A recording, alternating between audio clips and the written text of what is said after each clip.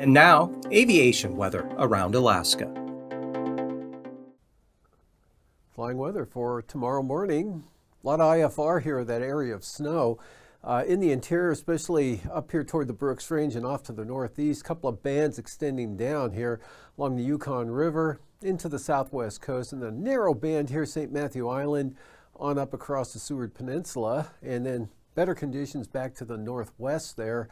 And IFR here covering just about all of the Aleutians into the Alaska Peninsula here out to the west. Areas of IFR over the Bering Sea, and here over the Alaska Range, down in across the southwest interior. More IFR, Prince William Sound, southern eastern Kenai Peninsula, and the North Gulf Coast, as well as the northern Panhandle. And then for the afternoon, lose a VFR here for the southeast coast, but marginal VFR covers the remainder of the area. And IFR continuing, North Gulf Coast there into Prince William Sound and on down along the eastern Kenai Peninsula toward Resurrection Bay. IFR, Western Alaska Range, and to a lesser extent here in the Central Mountains. And then a good zone of IFR here with the snow from the eastern Arctic coast right on down across the Yukon Delta out into the northern Bering Sea here just north of the Pribilof Islands. Another bend just south of the Pribilof Islands that extends on up into Togiak Bay and then back over the Adak-Atka area with IFR, Alaska Peninsula, and southern and western Kodiak-Fognak Island areas with marginal VFR, Shelikof Strait into Cook Inlet.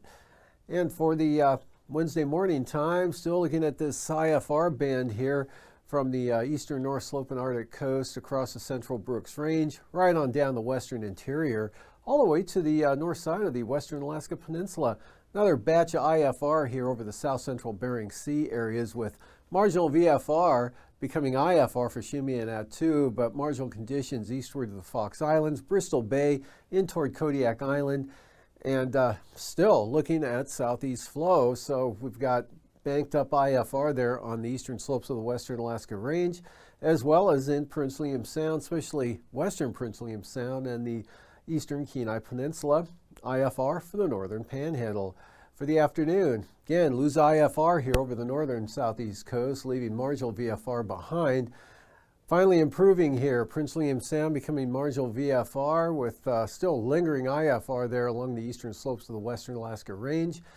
And this area of IFR here pretty much staying put, but starting to narrow out a little bit there from the east central Arctic coast right on down into the southwest coast, Yukon-Kuskokwim Delta, some of that spilling into the Kuskokwim Valley, back out over the Bering Sea, down across Adak and Atka.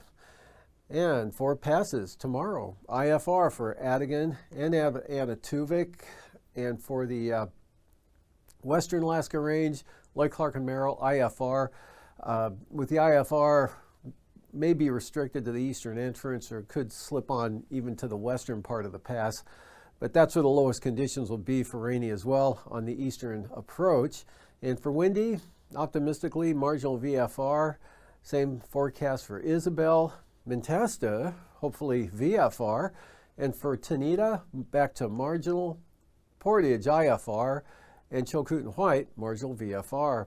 Freezing levels here at the surface, up just south, well, north of the Pribilof, south of St. Matthew Island, the Bering Sea, and cutting across the southwest interior here, and a little up in toward northern Cook Inlet, southern Sitna Valley, and north of the North Gulf Coast, and of course the Panhandle, 2,000 feet there over the southern southeast coastal areas, and trying to push northward, but basically the colder air pushing 2,000 feet south of the Aleutians.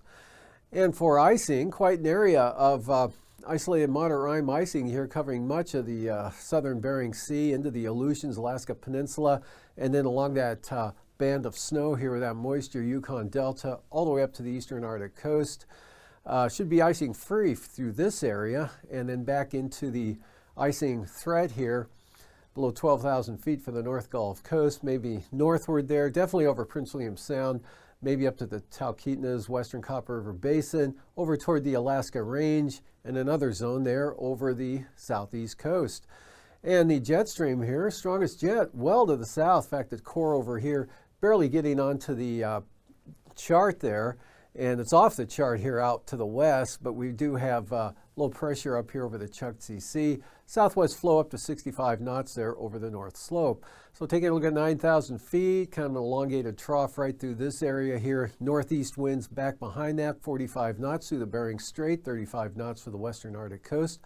Not too bad here over the Aleutians as far as speed goes. And then southerly winds, 40 knots, Kodiak Island, 30 to 35 knots right through the central interior areas. And for 3,000 feet, low pressure here, south or over the Northeast Pacific, and southeast winds 45 knots there near Kodiak Island, with westerlies here at about 40 knots south of the Alaska Peninsula, back around to the east at 35 there for the southwest coast. But the strongest winds up here, St. Lawrence Island in toward the Bering Strait toward the northwest coast, are anywhere from 45 to 65 knots, with 40-knot winds out over the Aleutians and the Bering Sea. Turbulence-wise, look for a considerable moderate chop there for the western Aleutians and maybe Unalaska Island. Same thing here for Kodiak Island, on up into the Barren Islands, Kamishak Bay area, as well as St. Lawrence Island, of course, with those continued strong northeast winds there, with considerable moderate chop also for the western Seward Peninsula, on up to the northwest coast and the western Brooks Range.